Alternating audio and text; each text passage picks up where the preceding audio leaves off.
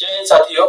आज से हम लोग बात करने वाले एसएससी एमटीएस के लिए। इस बार एसएससी एमटीएस को एकदम बेहतरीन तरीके से कवर करना है। इसमें हम लोग चर्चा करेंगे एक 300 प्लस एसएससी एमटीएस के बार बार रिपीट होने वाले क्वेश्चन। अगर आप इतना कवर कर लेते हैं तो समझिए एमटीएस में जीके आपका 22 प्लस ही जाएगा, ठीक ना। तो चलते हैं अपने क्वेश्चन की तरफ। सबसे पहला क्वेश्चन और बार बार रिपीट करता है कि प्लासी के युद्ध के बाद बंगाल का नवाब किसे बनाया गया। प्लासी के युद्ध के बाद बंगाल का नवाब किसे बनाया गया? मीर जाफर, अली वर्दी खान, सिराजुद्दौला, मीर कासिम। किसको बनाया गया? मीर जाफर को बनाया गया। इससे पहले कौन था? प्लासी के युद्ध के समय कौन था? तो युद्ध के समय कौन था? सिराजुद्दौला। क्वेश्चन पूछ देता है कि ब्लैक होल की घटना किसके समय हुई थी? तो सिराजुद्दौला के समय हुई थी। कब हुई थी? 20 जून 1756 को। 20 जून 1756 को। उसके बाद पूछ देता है कि प्लासी का युद्ध किसके किसके बीच हुआ था? तो इधर से आपका सिराजुद्दौला, बंगाल का नवाब सिराजुद्दौला और अंग्रेज गवर्नर जनरल, बंगाल का पहला गवर्नर पूछ देता है लॉर्ड क्लाइव। तो सिराजुद्दौला और क्लाइव के बीच हुआ था। फिर पूछ देता है कभी कभी कि बंगाल की स्थापना किसने किया था? तो बंगाल की स्थापना मुर्शिद कुली खान ने किया था। इसने मुर्शिद कुली खान नामक शहर बनाया था और उसी को अपना राजधानी बनाया था, ठीक ना। उसके बाद अगला क्वेश्चन पे आ जाते हैं। सूर्य के प्रकाश में कितने रंग निहित होते हैं? जो सूर्य का प्रकाश आता है उसमें कितने रंग होते हैं? कितने रंग होते हैं? 3, 2, 5, 7। कितने होते हैं? 7 रंग होते हैं। और कौन सा प्रकाश हमारे पास आता है? विजिबल प्रकाश आता है। विजिबल प्रकाश आता है। सबसे पूछता है सबसे पहला कौन सा आता है? बैगनी। सबसे ज्यादा जो बिखराव करता है, सबसे ज्यादा बिखराव करता है। क्वेश्चन पूछ देता है सबसे कम तरंग दैर्घ्य किसकी होती है? तो सबसे ज्यादा बिखराव करता है तो इसकी तरंग दैर्घ्य सबसे कम होती है, ठीक ना। लेकिन पूछ देगा लाल, सबसे नीचे कौन सा पायदा है? लाल, बैनी या पीनाल, ठीक ना। ये ट्रिक होता है 7 रंग का। सबसे जो होता है लाल का कम, सबसे कम फैलाव होता है और इसीलिए इसका तरंग दैर्घ्य कितना होता है? तरंग दैर्घ्य ये सबसे ज्यादा होता है। क्वेश्चन कई बार पूछा हुआ है किस रंग का तरंग दैर्घ्य सबसे ज्यादा होता है? लाल रंग का। लाल रंग का बिखराव कम होता है और दूर तक जाता है। क्वेश्चन ये भी पूछा हुआ है कि कौन सा ऐसा रंग है जिसका दूर तक दिखाई देता है? लाल रंग होता है, ठीक ना। लाल रंग सबसे कम दूर तक दिखाई देने वाला बैगनी रंग, सबसे कम दूर तक दिखाई देने वाला बैगनी रंग। आगे देख लेते हैं। अंग्रेजों ने कुशासन के बहाने किस रियासत को कब्जा कर लिया था? किस रियासत को कब्जा कर लिया था? उदयपुर, अवध, नागपुर, सतारा। कौन था? अवध। कौन? अवध। कुशासन का आरोप लगाने वाला कौन था? लॉर्ड डलहौजी। कौन? लॉर्ड डलहौजी। कुशासन का आरोप लगा के अवध को हड़प लिया। पूछ देता है उदयपुर कहाँ पड़ता है? राजस्थान में पड़ता है। नागपुर और सतारा कहाँ पड़ जाता है? महाराष्ट्र में पड़ता है, ठीक ना। उसके बाद अगला क्वेश्चन देखेंगे हम लोग। निम्नलिखित में से कौन सी बीमारी प्रदूषित पानी पीने के कारण नहीं होती है? प्रदूषित पानी पीने के कारण नहीं होती। देखिएगा टाइफाइड या प्रदूषित पानी पिएंगे तो भी होगा। कलरा भी वैसे ही होता है। मेनिंजाइटिस जो होता है आपका दिमाग वाला बीमारी होती है, ठीक ना, चोट लगने के कारण। लेकिन इसमें कौन सी नहीं हो जाएगी? रेबीज। रेबीज जो बीमारी होती है वो पानी के प्रदूषित के कारण नहीं होती है। कुत्ते के काट देने से कौन सी बीमारी होती है? रेबी नामक बीमारी होती है। फिर आता है 1859 में कलकत्ता में पहली बार जूट मिल कहाँ खोली गई थी? कहाँ खोली गई थी? रिसणा में। कहाँ पर? रिसणा में खोली गई थी। छठा क्वेश्चन पूछता है निम्नलिखित में से कौन सा बर्फ पोषित नदी है? कौन सा बर्फ पोषित नदी? इसका मतलब क्या हुआ? क्वेश्चन ऐसे ही पूछेगा, केवल आपको बस क्वेश्चन का पैटर्न समझना है किस तरीके से पूछ रहा है। बर्फ पोषित नदी का मतलब होता है कौन सी ग्लेशियर से नदी गिरती है? कौन सी नदी ग्लेशियर से गिरती है? पर्वतों से गिरती है। तो बताइएगा इसमें कौन सी नदी हो जाएगी? यमुना नदी। यमुना नदी। अब आप बताइएगा यमुना नदी का उद्गम कहाँ से होता है? यमुना नदी का उद्गम कहाँ से होता है? बंदरपुश ग्लेशियर से। गंगा नदी का उद्गम कहाँ से होता है? कहाँ से होता है? गंगा नदी का गंगोत्री हिमनद से, ठीक ना। उसके बाद इसका आंसर क्या हो जाएगा? यमुना नदी। फिर क्वेश्चन पूछता है जिंक और सल्फ्यूरिक अम्ल को मिला देने पे जिंक सल्फेट बनता है और इससे क्या बाहर निकलता है? क्या बाहर निकलता है? देखिएगा Zn है plus SO sulphuric SO4 H2SO4 दोनों को मिला देने पर क्या बाहर निकलेगा? तो बन जाता है ZnSO4 और क्या निकल रहा है बाहर, हाइड्रोजन H2, हाइड्रोजन बाहर निकल जाता है। ये वाला जो पूछ देता है कि कौन सी अभिक्रिया है, विस्थापन अभिक्रिया है। कौन सी अभिक्रिया है, विस्थापन अभिक्रिया है। देखते हैं क्वेश्चन नंबर 8। पठार गारो हिल्स, खासी हिल्स और जंतिया हिल्स में उप विभाजित है, जिसका नाम इस क्षेत्र के नाम पर रहने के लिए जनजातीय समूह किसके नाम पर रखा गया। यानी कौन सा ऐसा पठार है जिसपे गारो, खासी, जंतिया नामक पहाड़ियां पाई जाती है और वहां की उस जनजाति के नाम पर है, ठीक ना। तो कौन सा हो जाएगा, छोटा नागपुर का पठार, option B Baghelkhand, option C Malwa, option D Meghalaya. कौन सा होगा, मेघालय वाला हो जाएगा, मेघालय का पठार। मेघालय के पठार पर गारो, खासी, जंतिया पाई जाती है, जनजाति है। एक क्वेश्चन जनजाति से भी पूछ देता है, गारो, खासी, जंतिया जनजाति कहाँ पाई जाती है, तो मेघालय के पठार पर, मेघालय के पठार पर, और वहीं की जनजातियों के नाम पर इनके पहाड़ियों का नाम है। मालवा का पठार कहाँ पड़ता है, तो मध्य प्रदेश का जो निचला क्षेत्र पड़ जाता है वहां मालवा का पठार पड़ता है। बघेलखंड का पठार तो मध्य प्रदेश का जो ऊपर वाला क्षेत्र होता है उसे बघेलखंड का पठार कहा जाता है, ये भी मध्य प्रदेश में पड़ता है। छोटा नागपुर का पठार, छोटा नागपुर का पठार कहाँ पड़ता है, झारखंड के पास, झारखंड में। छोटा नागपुर का पठार झारखंड में। अगला क्वेश्चन, निम्नलिखित में से कौन सी पृथ्वी के सतह की निकटतम परत है जिसमें सभी मौसमी घटनाएं परिवर्तन होते हैं। जितनी भी मौसमी घटनाएं होती है, यानी वर्षा, आंधी, तूफान, जो भी सब मौसम की घटनाएं होती है, किस मंडल में होता है, मध्य मंडल, क्षोभ मंडल, आयन मंडल, संताप मंडल। कौन सा मंडल में होता है, क्षोभ मंडल में। जितने भी मंडल है, मंडलों की संख्या कितना है, 5 है, मंडलों की संख्या 5 है। देखा जाए तो सबसे निचला मंडल क्षोभ, सबसे निचला मंडल क्षोभ मंडल, क्षोभ मंडल के बाद संताप मंडल, समताप मंडल। क्वेश्चन ये कई बार पूछा हुआ है कि ओजोन की परत किस मंडल में पाया जाता है, समताप मंडल में पाया जाता है, ठीक ना। वायुयान किस मंडल में उड़ते हैं, समताप मंडल में उड़ते हैं, ठीक ना। उसके बाद समताप मंडल के बाद आता है मध्य मंडल, मध्य मंडल, मध्य मंडल के ऊपर आता है आपका आयन मंडल, आयन मंडल। रेडियो का संचार वगैरह, जो आप गूगल वगैरह से नेट चाहते हैं, रेडियो का संचार वगैरह किस माध्यम से होता है, आयन मंडल में, ठीक ना। उसके बाद एक आता है वाह्य मंडल, वाह्य मंडल, वाह्य मंडल। तो कितने मंडल होते हैं, 5 मंडल होते हैं। सबसे निचला क्षोभ मंडल, उसके बाद संताप मंडल, उसके ऊपर मध्य मंडल, उसके ऊपर आयन मंडल और सबसे ऊपर वायुमंडल। तो सबसे निचली परत पूछ देता है, सबसे निचली मंडल क्षोभ मंडल, सबसे ऊपरी मंडल वायुमंडल, ठीक ना। पूछ देता है मौसमी घटनाएं क्षोभ मंडल में, मौसमी घटनाएं क्षोभ मंडल में। उसके बाद वायुयान वगैरह, ओजोन की परत समताप मंडल में। रेडियो का प्रसारण वगैरह किस माध्यम से होता है, आयन मंडल के माध्यम से, ठीक ना। उसके बाद देखिएगा, यानी इसका क्या हो जाएगा, क्षोभ मंडल। संविधान का कौन सा भाग नागरिकों के कर्तव्यों से संबंधित है, नागरिकों के कर्तव्यों से संबंधित है। भाग 4 का क, भाग 2, भाग 3 और भाग 5।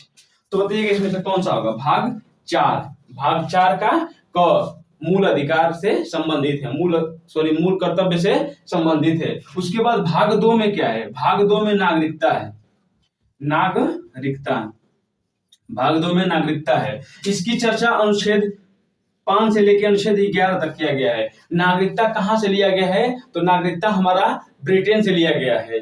भारत में कौन सी नागरिकता है, एकल नागरिकता है। भाग 3 में क्या है, भाग 3 में क्या है, भाग 3 में मूल अधिकार है, मूल अधिकार। कहां से कहां तक चर्चा किया गया है, तो अनुच्छेद 12 से लेके 35 तक, अनुच्छेद 12 से लेके 35 तक। इसमें कई प्रकार की समानता की चर्चा किया गया है, स्वतंत्रता की चर्चा किया गया है, धर्म के लिए स्वतंत्रता की चर्चा किया गया है, शोषण के विरुद्ध समानता की चर्चा किया गया है।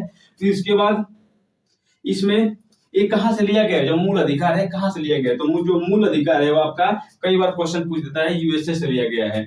भाग 5 क्या है, भाग 5 क्या है, तो भाग 5 केंद्र से संबंधित है, यानी संघ सरकार की चर्चा किया गया है, संघ सरकार की चर्चा किया गया है। यह अनुच्छेद 51 से लेके 151 तक है, 151 तक है। इसी में आप पढ़ते हैं 51 से लेके 61 तक, 51 से लेके 61 तक राष्ट्रपति की चर्चा है। उसके बाद 62 से लेके 69 तक उपराष्ट्रपति की चर्चा है। 70 में दोनों राष्ट्रपति और उपराष्ट्रपति के विवादों का निपटारा कौन करेगा, सुप्रीम कोर्ट करेगा। फिर उसके बाद 74 और 75 में 74 और 75 में मंत्रिपरिषद की चर्चा किया गया है। फिर उसके बाद 76 में महान्यायवादी की चर्चा किया गया है, महान्यायवादी की चर्चा किया गया है। 79 में संसद है, 80 में राज्यसभा, 81 में लोकसभा, 81 में लोकसभा। इस तरीके से चर्चा किया गया है आपका, ठीक ना। तो ये वाला आप याद कर लीजिएगा, काफी इंपॉर्टेंट है।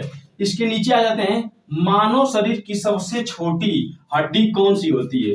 मानव शरीर की सबसे छोटी हड्डी कौन सी होती है? तो सबसे इसमें ऑप्शन दिया स्टेपिज, पैलेंजस, ह्यूमरस, पैल्विक।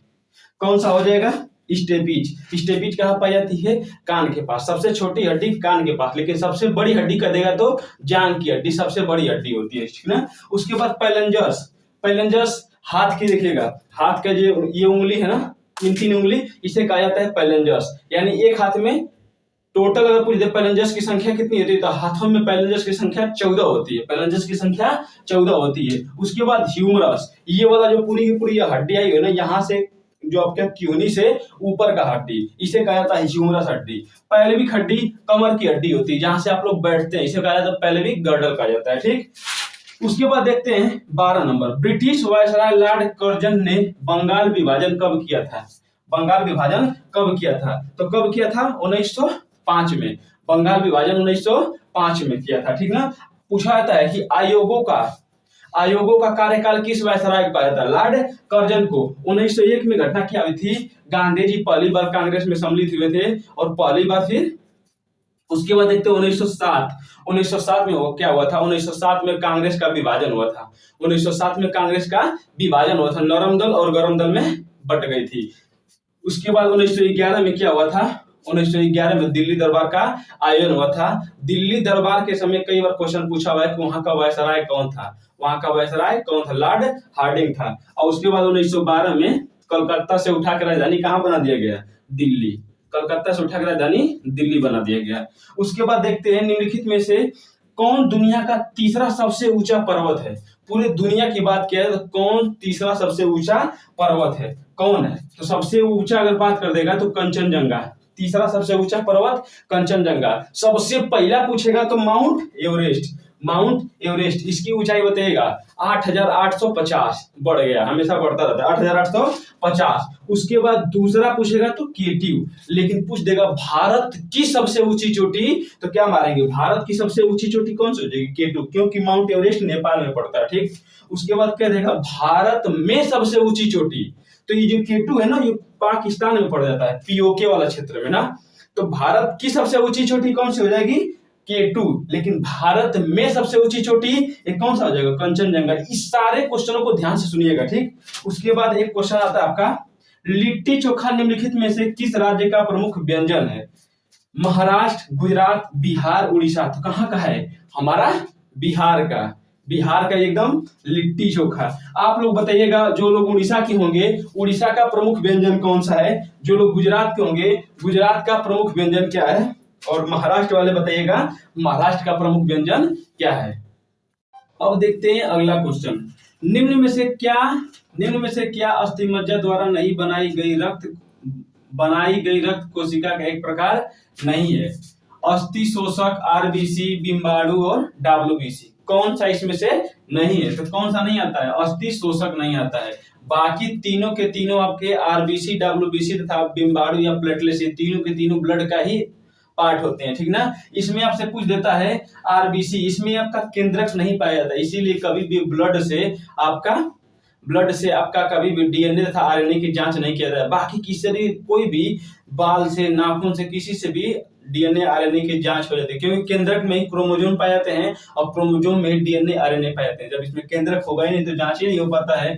पूछ देता है इनका जीवन काल कितना होता है? तो इनका जीवन काल 120 दिन का होता है, 120 दिन का होता है। लेकिन मरने के बाद इनका कहाँ भक्षण होता है? तो इनका जो भक्षण होता है वो लीवर के प्लीहा या तिल्ली में होता है, लीवर के प्लीहा या तिल्ली में होता है। इसीलिए कहा जाता है आरबीसी का कब्रिस्तान किसे कहा जाता है? लीवर का प्लीहा या तिल्ली हो जाता है, ठीक ना। उसके बाद पूछ देता है कि इनकी संख्या कितनी होती है ब्लड में? तो 50 लाख होती है, इनकी संख्या 50 लाख होती है। प्लेटलेट्स का जीवन काल 4 दिन का होता है, 4 दिन का होता है, 4 दिन का। प्लेटलेट्स की संख्या 2 लाख से 2.5 लाख तक होता है, 2 लाख से 2.5 लाख तक होता है, ठीक ना, 2 लाख से 2.5 लाख तक होता है। और इनका जीवन काल कितना होता है, 4 दिन का होता है। WBC हमारे शरीर में रोग प्रतिरोधक क्षमता को बढ़ाने वाला WBC है। WBC में लिम्फोसाइट पाया जाता है, क्वेश्चन कई बार पूछा हुआ है, लिम्फोसाइट पाया जाता है, तीनों का नाम दे देगा उसमें से पूछेगा। तो लिम्फोसाइट किसमें पाया जाता है, WBC में। इसे टी लिम्फोसाइट भी कहते हैं, टी लिम्फोसाइट भी, ये जितने भी आपकी शरीर में कोई भी बीमारी होती है उसे लड़ता है, ठीक ना। इसका जीवन काल पूछ देगा तो इसका जीवन काल 7 दिन का होता है, 7 दिन, इसका जीवन काल 7 दिन का होता है। उसके बाद पूछ देगी इनकी संख्या, तो 10,000, इनकी संख्या 10,000, ठीक, ऊपर वाला। उसके बाद भारत के संविधान का अनुच्छेद 32 किससे संबंधित है, किससे संबंधित है, जीवन का अधिकार, संपत्ति का अधिकार, संवैधानिक उपचार का अधिकार और वित्तीय आपातकाल का अधिकार, वित्तीय आपातकाल का अधिकार।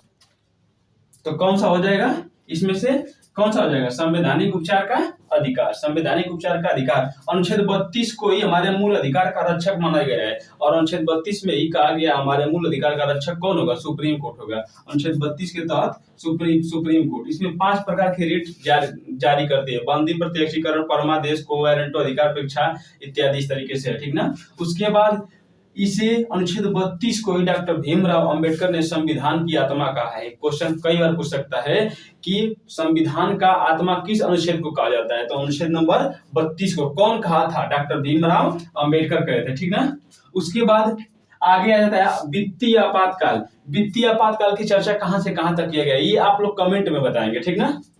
उसके बाद देखते हैं, देखिएगा डैश दिया था, क्वेश्चन में पूछा था, तब होता है जब विटामिन डी की कमी के कारण बच्चे की हड्डी विकसित नहीं हो पाती है, हड्डी विकसित नहीं हो पाती है। कौन सा, रतौंधी, सूखा रोग, गंडमाला, स्कर्वी, गंडमाला, स्कर्वी, तो कौन सा हो जाएगा, गंडमाला, कौन सा हो जाएगा, गंडमाला। रतौंधी किसे होती है, विटामिन ए की कमी के कारण रतौंधी होता है। पूछ देता है विटामिन डी का रासायनिक नाम क्या है, विटामिन डी का रासायनिक नाम क्या है, इसका रासायनिक नाम है कैल्सीफेरॉल। विटामिन ए का क्या होता है, रेटिनॉल, विटामिन ए का रासायनिक नाम रेटिनॉल।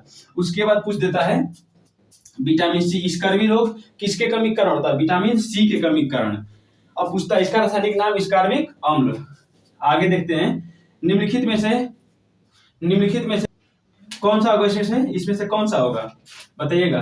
तो इसमें से जो है आपका सूर्यसेन, कौन सा, सूर्यसेन। चटगांव शस्त्रागार को कौन लूटा था, सूर्यसेन, चटगांव शस्त्रागार को कौन लूटा था, सूर्यसेन। उसके बाद पूछता है रामप्रसाद बिस्मिल कौन थे, अस्फाउल्लाह खां बटुकेश्वर दत्त। निम्नलिखित में से कौन सी अक्षांश रेखा मकर रेखा को दर्शाती है, कौन सी अक्षांश रेखा मकर रेखा को दर्शाती है। थोड़ा सा इधर मिटा के आपको हल्का सा समझा देते हैं, देखिएगा। इस तरीके से आपका अगर पृथ्वी है तो इसके बीचों बीच से गया हुआ है आपका 0 डिग्री, कौन सा इसका हो जाएगा, पहले इसका देख लीजिएगा, 23 डिग्री उत्तरी, 23 डिग्री दक्षिणी अक्षांश, 23 डिग्री दक्षिणी अक्षांश। अब देखिएगा 0 डिग्री को कहते हैं हम लोग कर्क, 0 डिग्री को कहते हैं विषुवत रेखा या भूमध्य रेखा। उसके ऊपर अगर 23 डिग्री देखते हैं तो ये होता है कर्क रेखा। इसके नीचे 23 डिग्री, 23.5 डिग्री, ये होता है आपका मकर रेखा। तो यही वाला आपसे पूछा था। उसके बाद इसके ऊपर जाएंगे तो 66.5 डिग्री उत्तरी अक्षांश, 66.5 डिग्री उत्तरी अक्षांश आ जाता है। इसके नीचे आएंगे 66.5 डिग्री दक्षिणी अक्षांश आता है, अब देखिएगा क्वेश्चन कैसे फंसाता है। कहता है कि कर्क रेखा और मकर रेखा के जो बीच का क्षेत्र पड़ता है इसे क्या कहते हैं हम लोग, तो इसे कहते हैं हम लोग उष्णकटिबंधीय क्षेत्र, कहले ज्यादा गर्मी पड़ता है, ठीक ना। अब देखिएगा इधर जाएंगे तो ज्यादा ठंडा पड़ेगा, नीचे भी आएंगे ठंडा पड़ेगा, क्योंकि इधर सूर्य का प्रकाश नहीं जा पाता है। तो ये वाला जो क्षेत्र पड़ जाता है 66.5 डिग्री उत्तरी अक्षांश से 66.5 डिग्री दक्षिणी अक्षांश के बीच का जो क्षेत्र पड़ जाता है इसे कहते हैं, देखिएगा बीच में क्या है, उष्ण वाला है और ऊपर शीत पड़ जाता है, तो इसे कहते हैं शीतोष्ण कटिबंधीय क्षेत्र। उसके बाद ऊपर वाला जाएंगे तो ऊपर ये वाला पड़ जाता है टुंड्रा, ऊपर वाला टुंड्रा और टाइगा। ये तो था आपका, समझ में आ गया होगा। तो 0 डिग्री भूमध्य रेखा या विषुवत रेखा, 23.5 डिग्री ऊपर उत्तरी अक्षांश कर्क रेखा, 23.5 डिग्री नीचे वाला मकर रेखा। आप बताइए कमेंट में कि कर्क रेखा भारत के कितने राज्यों से होकर जाती है, ठीक। आगे देख लेते हैं हम लोग। रिकेट्स नामक रोग शरीर के कौन सा अंग को प्रत्यक्ष रूप से प्रभावित कर देता है? कौन से अंग करता है? हड्डियां को। किसका अंग करता है? हड्डियों को करता है, ठीक ना, हड्डियों को। हड्डियां किसकी बनी होती है? Calcium plus phosphorus, calcium plus phosphorus की बनी होती है। पूछा हुआ क्वेश्चन, वर्ष 1949 में कौन सा बैंक का राष्ट्रीयकरण किया गया था? कौन से बैंक का? RBI, imperial bank of India, union bank of India या सेंट्रल बैंक ऑफ इंडिया? किसका किया गया था? तो आप लोग बताइए किसका किया गया था? आरबीआई, आरबीआई का 1949 में। आप बताइएगा आरबीआई की स्थापना किस समिति के द्वारा किया गया है? रॉयल कमीशन, रॉयल कमीशन या हिल्टन यंग कमीशन, ठीक ना। इसके अगुवा थे हिल्टन यंग, ठीक ना, इसीलिए इसे कहा जाता है हिल्टन यंग कमीशन।